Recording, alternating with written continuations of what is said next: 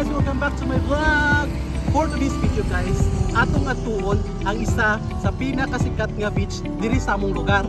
O kini ang Canuba Beach. So, tara!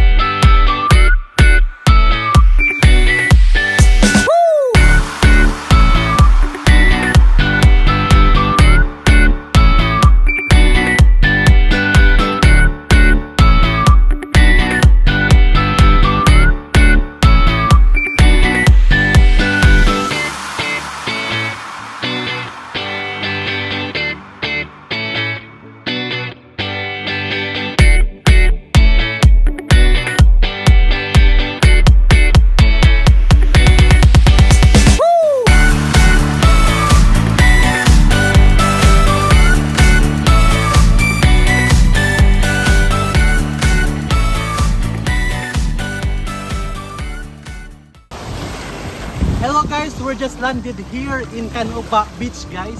So as you can see guys, konti lang yung tao dito kasi expected na Friday, so may pasok karamihan. Mostly guys, matao dito pag weekend, Saturday and Sunday guys.